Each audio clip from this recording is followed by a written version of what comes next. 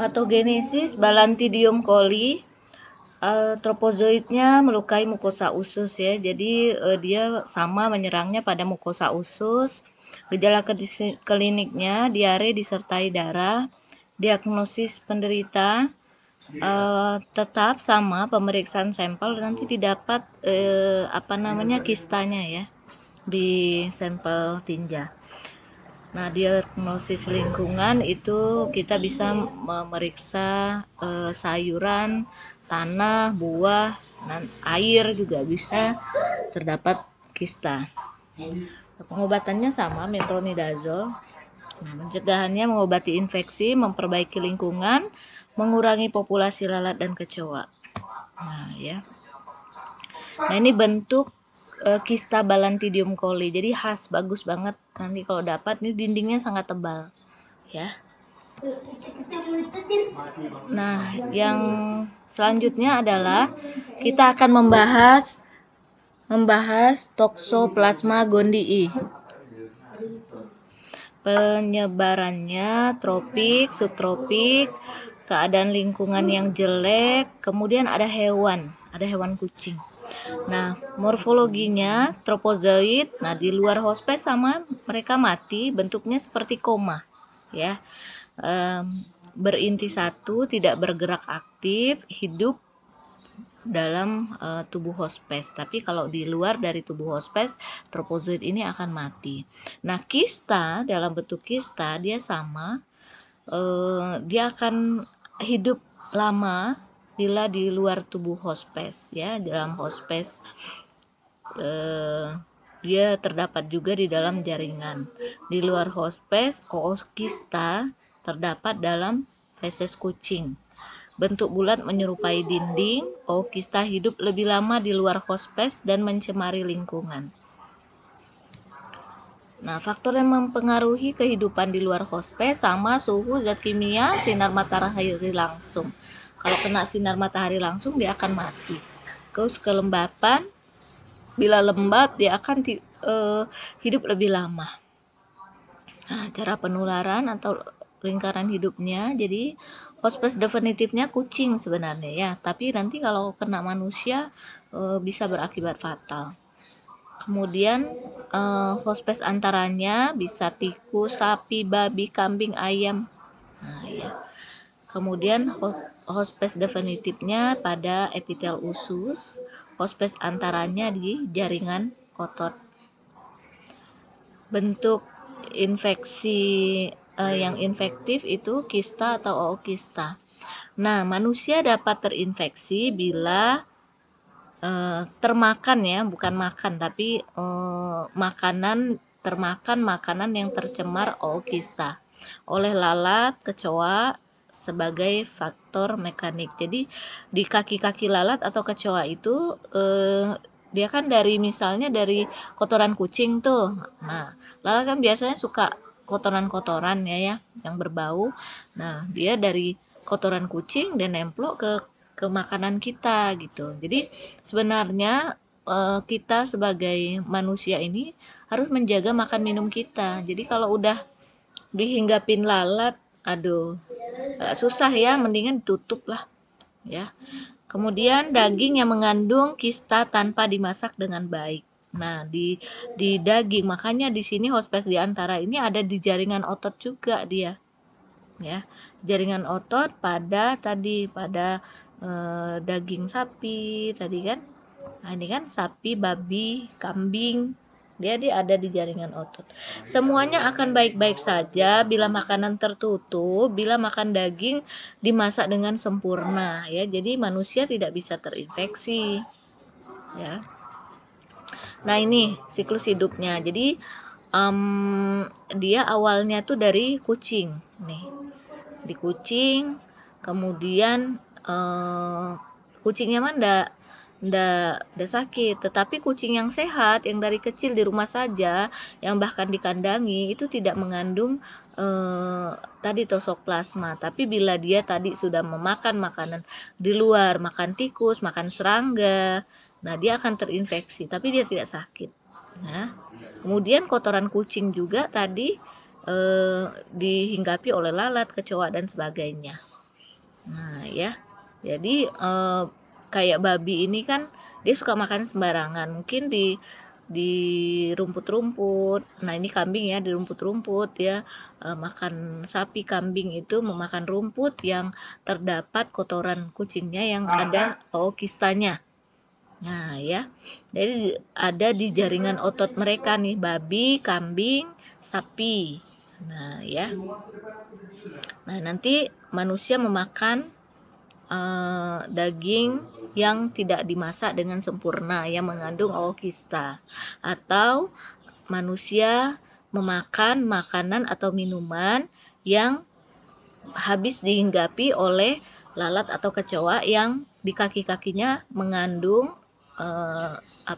ookista. Jadi kalian harus bisa menceritakan ini ya. Nah ini kucing. Nah ini kucing. Tadi sudah ya, dari kucing, kotoran kucing dia mengandung ini. Kemudian tadi, nah dia tadi rumput dimakan, rumput yang mengandung kotoran kucing yang ada ookistanya dimakan oleh sapi, domba, kemudian ada juga babi ya. Nah jadi mereka berada di jaringan otot mereka. Daging-daging ini yang kita makan tapi tidak dimasak dengan sempurna. Nah ini biasanya untuk para ibu hamil ya, kalian yang remaja putri nanti akan hamil kan kalau sudah menikah insya Allah. Nah waktu saat hamil kalian jangan deh makan sate, atau satenya direbus dulu dagingnya, habis itu nanti baru dipanggang boleh. Paling aman sate Padang deh ya. Aman tuh sate Padang karena dia direbus dulu dagingnya, habis itu baru ditusuk dan dipanggang. Tapi kalau daging yang sate-sate kita itu ya itu tadi, sate ayam juga termasuk ya, ayam kelinci, karena ayam juga kadang memakan kotoran ya. Sate ayam, sate kelinci, nah dan sate semuanya daging itu tidak dimasak dengan sempurna kan, dia cuma dipanggang begitu. Nah itu bisa saja dia mengandung ookista karena kista itu sangat tebal ya, sangat tebal dindingnya sehingga dia tidak rusak. Tapi pada saat kita memakan sate yang tadi, nah itu maka ibu hamil ini akan berpengaruh, makan daging ini ya, berpengaruh nanti pada janinnya, bukan pada si ibunya. Karena Toxoplasma gondii itu sebenarnya adalah parasit semivirus. Kenapa dibilang semivirus? Karena dia selalu hidup di jaringan yang hidup. Nah itu salah satu ciri dari virus adalah hidup pada jaringan hidup. Nah itu, jadi dia begitu, jadi dia menyerang janin yang ada di kandungan ibu hamil. Bila ibu hamil terinfeksi ookista ini, Toxoplasma gondii, ookista Toxoplasma gondii, dalam trimester pertama itu memungkinkan terjadi aborsi ya, keguguran ya, jadi bayinya bisa mati lalu gugur gitu, keguguran. Tapi bila terinfeksi pada umur kehamilan tua, itu biasanya nanti bayinya akan lahir cacat seperti kepalanya besar atau hidrosepalus atau mikrosepalus, kepalanya kecil, atau bahkan tidak ada batok kepalanya ya, batok kepalanya. Sehingga yang bayi-bayi yang tidak punya batok kepala itu biasanya lahirnya hidupnya tidak lama di dunia ya. Nah ini harus sangat diperhatikan pada kalian ya. Nah bukannya aman untuk lelaki, tapi lelaki juga dia akan bila terinfeksi dengan Toxoplasma gondii, maka dia akan mengacaukan bagian reproduksi sperma. Nah itu bagian reproduksi sperma itu jaringan hidup ya di situ. Jadi dia sesuatu sperma itu sel-sel yang hidup gitu. Nah, itu dia akan mengacaukan di bagian situ. Jadi produksi sperma tidak normal, tidak sempurna dan sebagainya. Nanti jadi susah untuk punya anak juga, karena spermanya tidak aktif gitu ya. Nah, ini bisa sampai ke otak juga ya. Toxoplasma gondii bisa sampai ke jaringan otak sehingga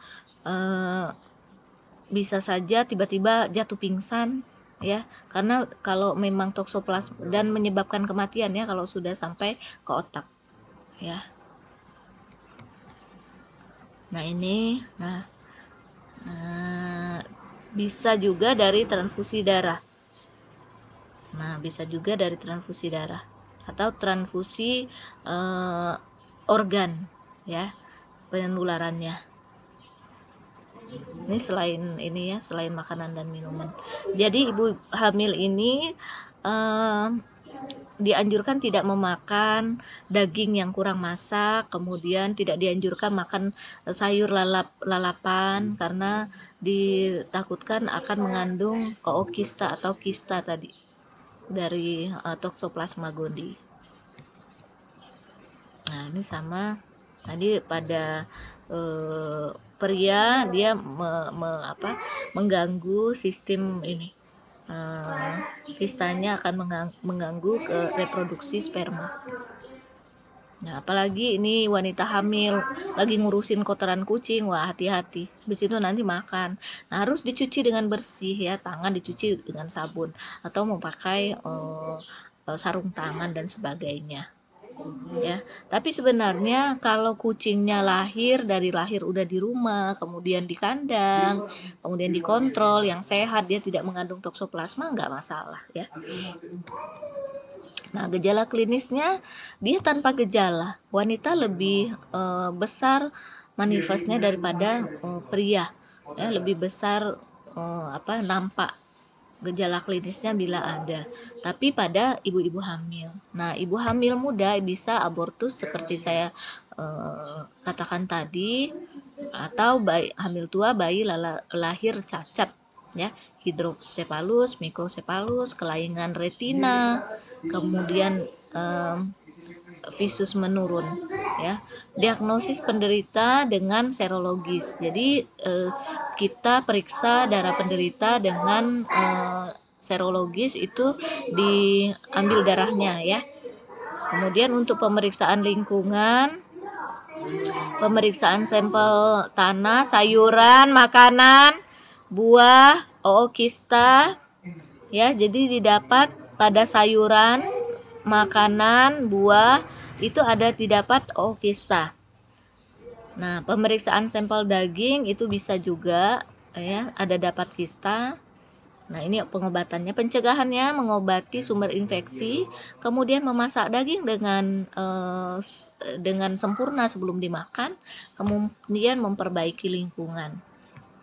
Nah, ini yang hidrosepalus dan kelainan mata, retinanya ya, kepalanya lebih dari normal atau mengecil.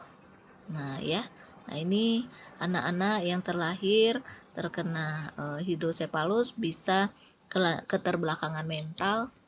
Nah, ini toksoplasmosis kongenital ya, yang tadi menyerang kepala sehingga hidrosepalus.